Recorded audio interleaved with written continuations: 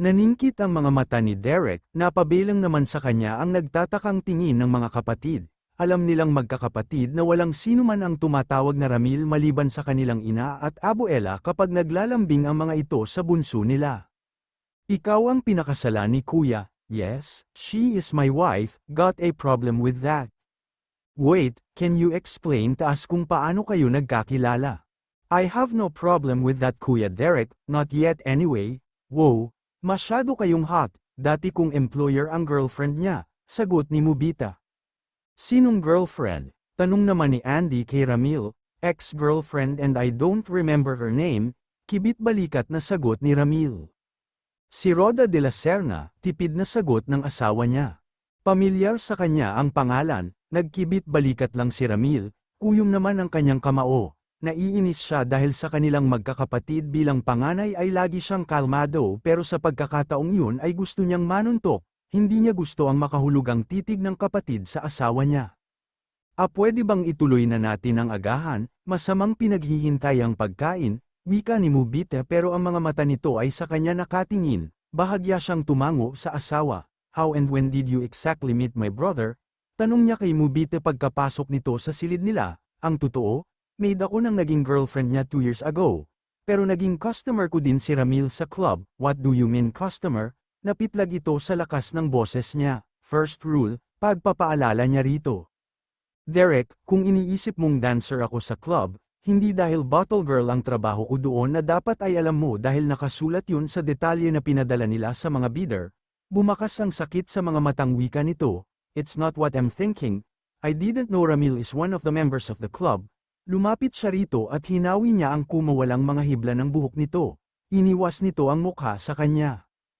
Kailangan na nating mag-aayos, di ba? Naghihintay na ang mga magulang mo. Tumalikod ito sa kanya. Napahawak siya sa sentido niya. Nasa living room ang lahat maliban kay Ramil nang dumating sila ni Mubita sa mansion. Mabuti naman at dumating na kayo. Pupuntahan na dapat namin kayo sa cabin mo. Derek, bungad ng kanyang mama, hawak ang kamay ni Mubita ay ipinakilala niya ito. Everyone, I would like you all to meet my wife, Mubita Mondragal. Magandang umaga po, nakangiting bati ni Mubita sa lahat. Kinakabahan siya lalo na at lahat ay nakatingin sa kanya. Welcome to the family Hiha. Ako ang mama nitong asawa mo, Mama Estrella, at ito ang aking asawa at ang Papa Fernando mo. Pakilala ng ina ni Derek sabay yakap nito sa kanya. Papa, Mama, bumikig ang kanyang lalamunan. Kailan ba ang huling beses na binigkas niya ang salitang patungkol sa ina at ama, si Grandma Macaria at si Grandpa Alejo? Pakilala naman ni Derek sa mga lolo at lola nito. Magandang umaga po, bati niya sa dalawang matanda na walang kangiti-ngiti. Hiha, nagulat siya nang bigla siyang niyakap ng lola ni Derek. Welcome to our family Hiha, Lola Macaria at Lolo Alejo na lang ang itawag mo sa amin. Hi, I'm Aiko, Derek's sister and this is Lance, my fiancé. Nakangiting bati nito sa kanya at niyakap din siya. Hi, wika ni Lance at inabot ang kamay para makipagkamay ito pero tumikim si Derek kaya iiling-iling na binaba nito ang kamay. Kuya are too much, nakataas ang kilay na wika nito sa kapatid. What? I didn't say anything, maang nasagot ni Derek kay Aiko. Well, kilala mo na kami, natatawang wika ni Paul na kinatawa ng lahat. This is my wife, Ella, and our twins, Cassie and Carl. Pakilala naman ni Vincent sa pamilya nito. Hi, nakangiting bati sa kanya ni Ella, nagdadalang tao ito. Hi Tita Mubita, you're so pretty po, you look like my Barbie doll, wika sa kanya ng cute na si Cassie. Hi Cassie, thank you. Hi po Tita Mubita, I'm Carl, can I marry you when I grow up? Inosenteng tanong nito sa kanya na kinahalakhak ng lahat maliban kay Derek na nakakunot noo. Mainit ang pagtanggap ng mga ito sa kanya, pero di mawala ang kaba sa kanyang dibdib. Nakaramdam ng lungkot si Mubita dahil alam niyang panandalian lang ang lahat. Nakikinig siya sa pagkwento ng kambal, kasama niya sina Ella at Aiko nang bamulong ang asawa sa kanya. May pag-uusapan lang kami, saglit lang ako, bulong nito sa kanya na kinatayo ng mga balahibo niya. Sige, don't worry kuya, kami na bahala, galingan mo paliwanag ha. Natatawang wika ni Aiko, nilang si Derek rito, Hinagkan nito ang kanyang bunbunan bago ito umalis. Relax, Mubita. Everything will be okay. Wika ni Aiko sa kanya. Nahalata nito na hindi siya mapakali. Pasensya na, hindyang paumanhin niya. Mabuti pa kwentuhan mo kami ng tungkol sa sarili mo. Wika naman ni Ella na sinang-ayunan ni Aiko. Anong sasabihin niya sa mga ito? Wala siyang pwedeng ikwento. Napabuntong hininga siya. Sa huli ay ikinwento niya sa dalawang babae ang hilig niya sa pagpipinta at pagluluto. Nagkasundo sila na ipipinta niya ang dalawa habang hindi pa nagsisimula ang kampanya.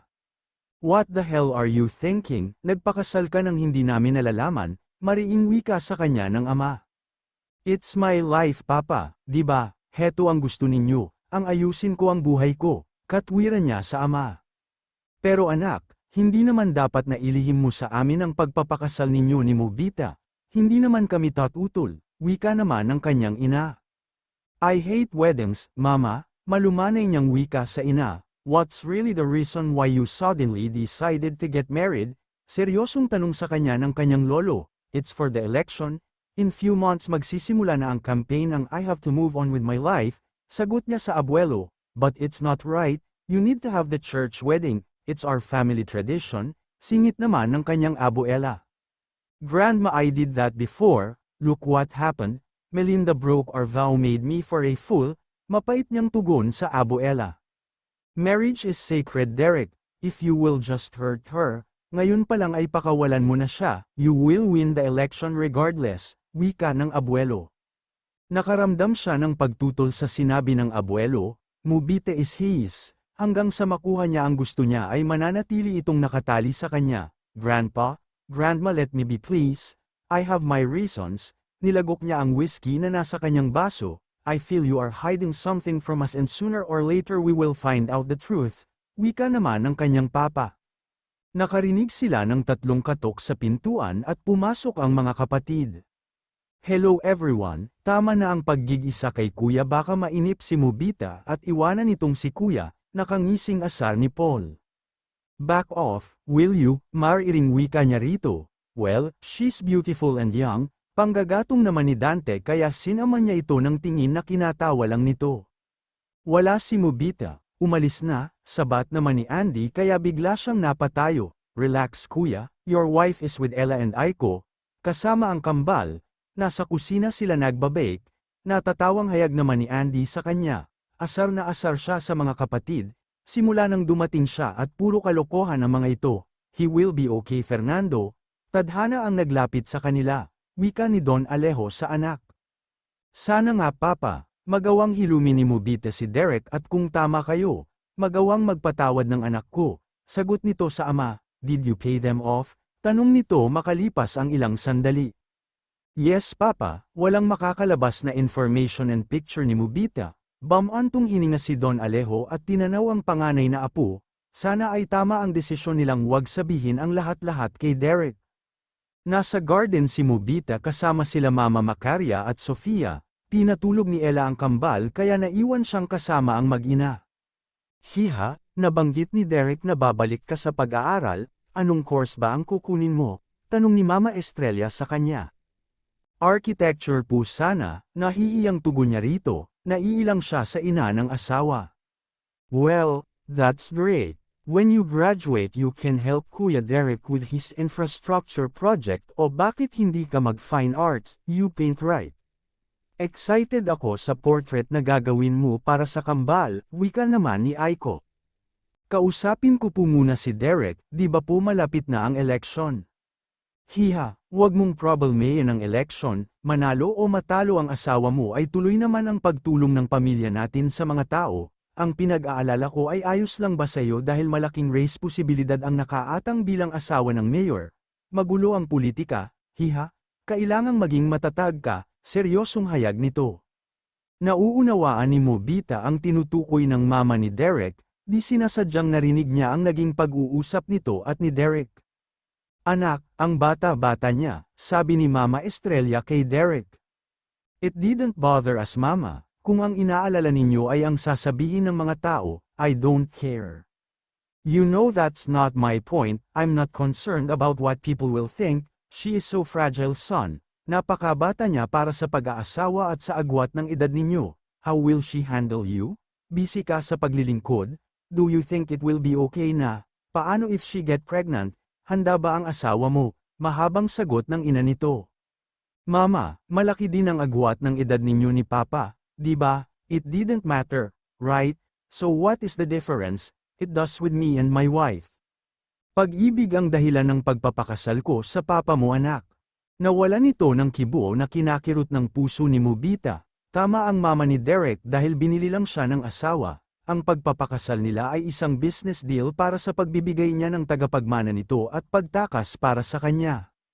Just be yourself, Mobita, wika ni Aiko sa kanya na nagpatigil sa pag-alala niya sa narinig na usapan ni Derek at ng mama nito.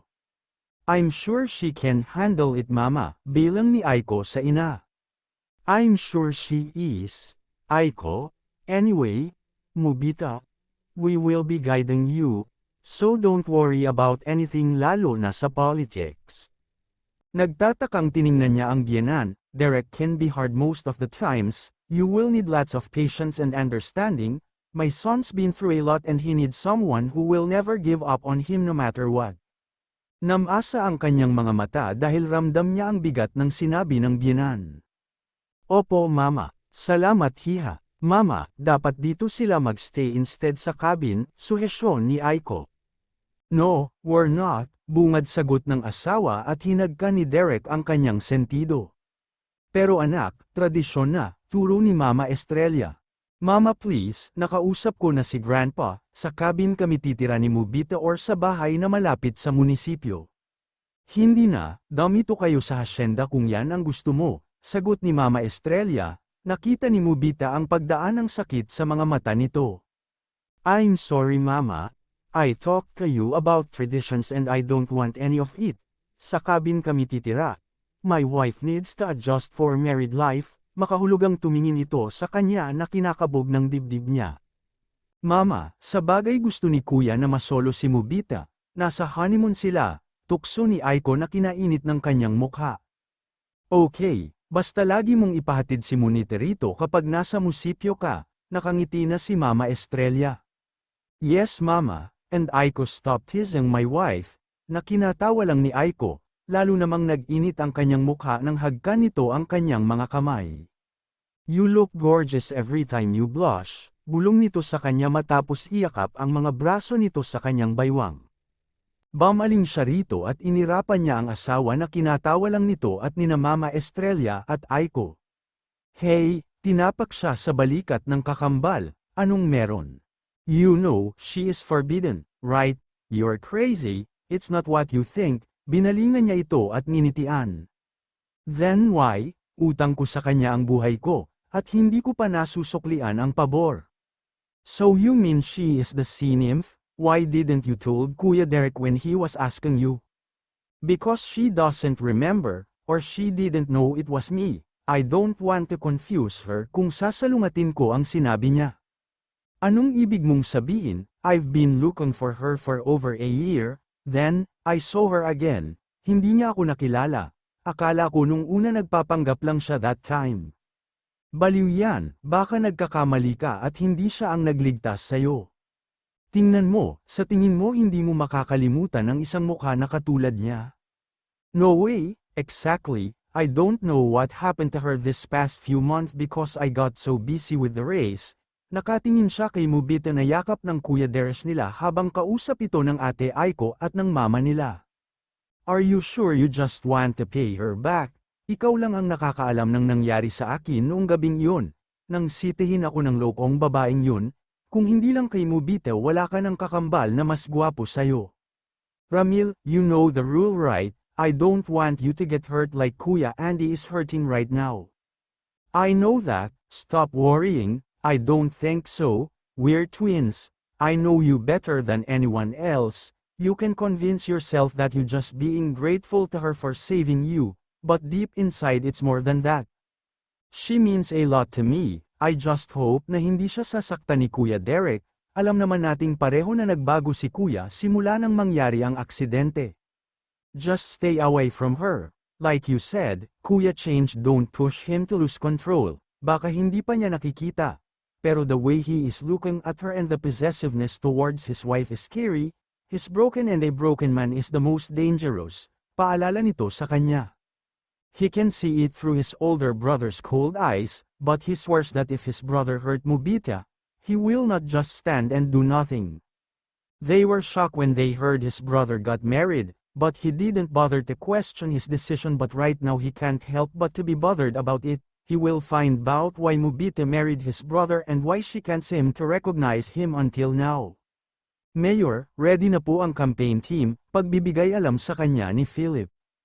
Thank you, naiayos mo na ba yung pinapagawa ko sa iyo? Tanong niya sa binata. Yes Mayor, napapirma ko na din sila ng NDA, later po nila ipapadala ang class schedule ni Ma'am Mobita, sagot nito sa kanya.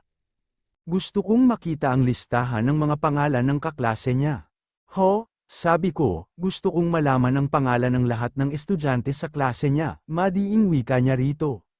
Masusunod po Mayor, ginalaw nito ng ilang ulit ang salamin nito sa mata. Spill it out, Mayor, huwag niyo pong mamasamain, alam kong habol namin ang kaligtasan ng asawa mo pero hindi mo ba masyadong iniisip, ang buong faculty ay ipa-background check natin at alam kong tinatanong mo ang mga pangalan ng mga estudyante sa klase niya dahil gagawa tayo ng background check for all of them, kinakabahang hayag nito. Thank you for reminding me, Philip. Get all of them checked but I want the report on my desk tomorrow morning. I have my reasons. Okay po, Mayor, nasa kalagitnaan sila ni Philip sa paghahanda ng agenda para sa meeting niya nang kumatok ang kanyang secretary. Mayor, pasensya na po, iaabot ko lang po itong dala ni Mang Ruben, sumungaw si Cletty, ang secretary niya sa tanggapan niya, bitbit nito ang isang paper bag. Inabot ni Philip ang dala nito. Salamat Cletty, makakalabas ka na, seryosong wika ni Philip sa babae. Mayor, pasensya na hindi pa ako makahanap ng ipapalit sa kanya, hindyang paumanhin ni Philip. Simula nang maging secretary niya ang babae ay hayagan ang pagpapansin nito sa kanya na kinaiirita nito. Ay proseso mo na lang agad, sige po follow up ko sa HR. What? Kunot noong puna niya rito dahil todo ang pagkakangiti nito habang nakasilip sa bukas na paper bag. Hindi ito kumibo at nakangiting inabot sa kanya ang dinala ni Mang Ruben. Nagtatakang kinuha niya ito at binuksan, napangiti si Derek sa laman ng paper bag, 4 na food container, ang isa may nakadikit ng sticky note mula sa asawa. Kinuha niya ang note at nakangiting binasa, I prepared your lunch Mayor. Don't forget to bring back the food containers empty. Huwag mong ipakain kay Philip. Hahahagayan ang lagi mo daw ginagawa sabi ni Mama Estrella. Enjoy. Ang pulang lalagyan ay para kay Philip. What? Asar na sabi niya sa ngiting-ngiting si Philip matapos niyang itabi sa planner niya ang note. Wala Mayor, baka po makalimutan ninyo may meeting pa tayo. Natatawang wika nito. Pero mas maganda po kung habang mainit pa ang pagkain ay mag-early lunch na tayo. Suggestion lang naman, wika nito sa kanya nang sama niya ng tingin pero pigil naman ang ngiti. Shut up, or I fire you, seryosong sagot niya. Sumeryoso itong bigla, iiling-iling niyang binigay dito ang food container na para rito, para itong bata na todong ngisi habang yakap ang food container. Salamat Mayor, tawagan mo sila, sabihin mong malilate tayo, then let's eat. Noted Mayor. Nakangiting binuksan niya ang laman ng food containers, niluto ng asawa ang paborito niyang kaldereta, may java rice, may slices ng mixed fruits. Tinikman niya ang kaldereta and he moaned as he tasted the most delicious kaldereta he ever tasted, nakangiting magana siyang kumain, tama ang sabi ng mama niya kay Mobita, madalas ay kay Philip niya pinapakain ang pinapadala galing sa hasyenda. Pero simula nang lagi siya nitong pinagbabaunan ay lahat ng inihahanda nito ay kinakain, pero madalas ay nalilimutan niya ang lagayan. Nasira ang araw ni Derek pagkatapos siyang makipagtalo sa political advisor niya, si Mr. Jojo Suarez, ang kinuha ng lolo niya para maging advisor niya simula nang pumasok siya sa politika. Nalaman na nitong nagpakasal siya uli at kinontra nito ang ginawa niyang pagpapakasal, makakasira daw ito ng pagtakbo niya. Mr. Suarez wanted him to have an image of the grieving widow. Ito ang isa sa mga dahilan kaya hanggat maaari ay ayaw niya sanang ipaalam ang tungkol sa kasal niya habang di pa nagsisimula ang campaign period. Mayor, naihatid na ni Mang Ruben si Ma'am Mobita sa bahay ninyo. Heto po ang report na hinihingi ninyo pati ang magiging class schedule ni Ma'am. Bigay alam sa kanya ni Philip. Salamat Philip, wala akong urgent bukas ng umaga, di ba? Yes Mayor, ang meeting nyo sa engineering department ay 1 o'clock in the afternoon pa. Philip, diretso muna ako sa cabin. Sige po Mayor. Nang makarating siya sa cabin house ay hinanap niya ang asawa. Wife, tawag niya kay Mobita. Kunot noong binuksan niya ang kanilang silid pero wala ito. Tinungo niya ang guest room na pinaayos niya para maging studio ng asawa. Nadatnan niya itong natutulog sa couch, may bakas ito sa mukha ng oil paint. Hinawi ni Derek ang mga hibla ng buhok sa mukha ng asawa na kumawala sa pagkakabraid ng buhok nito. Wife, naalimpungatang nagdilat ito ng mata. Hi, bati niya rito. Hi, kanina ka pa? No, kaka-rating ko lang. Are you okay? Puno ng pag-alala ang mukha na tanong nito. Yeah, don't worry about it. Did you have dinner? Nag-snack na ako sa meeting room kanina. Yes, gusto mo bang mag-dinner? Initin ko yung niluto kong curry. I'm dead tired, can we go to bed? Pagod niyang wika sa asawa. Sige, halika na. Tumayo siya at inalalayan niya ito. Magkahawak ang kamay na tinungo nila ang kanilang silid. Pinakiramdaman ni Mobita ang mabining paghinga nito. Kaninang mamulatan niya ito ng mata ay nakita niya ang pagod na itsura ng asawa. Nararamdaman niyang may bumabagabag kay Derek pero wala siyang lakas ng loob na magtanong. Sa loob ng 2 linggo ay umiikot ang kanyang mundo sa pag-aasikaso ng pangangailangan nito bilang asawa. Mula sa susuotin nito, kakainin ay siya ang naghahanda. Pagpapasok ito sa munisipyo ay dadaan muna siya sa mansion at pag-uuwi naman ay sisanduan siya. Hindi nila pinag-uusapan ang tungkol sa kanilang kasunduan, bawat araw na lumilipas ay nasasanay si Mobita sa presensya ng asawa. May mga gabing tinatawag pa din ito ang pangalang Melinda na narinig niya mula sa mga kawaksi sa mansion na dating asawa daw ito ni Derek. Alam ni Mobita na wala siyang karapatan, nat-itis pa niya ang paminsan-minsang kalamigan nito, pero kanina ay parang may kamay na bakal na dumagan sa kanya nang makita ang lungkot at pagod sa mga mata nito. Nag-alala siya para sa sarili dahil kahit anong pigil ni Derek na wag hayaang mapalapit dito dahil ang lahat ay pangsamantala lang. Sa unang pagkakataon sa buhay niya nais niyang pawiin ang lahat ng lungkot at pait sa mga mata ng asawa. Kaya nabuo naman ang desisyon niya na ibibigay niya ang anak na nais nito kahit mawala pa sa kanya ang lahat. Pangako, Derek, buong puso akong tutupad sa ating kasunduan, pangako, bulong niya rito at mas isiniksik niya ang kanyang mukha sa leeg nito.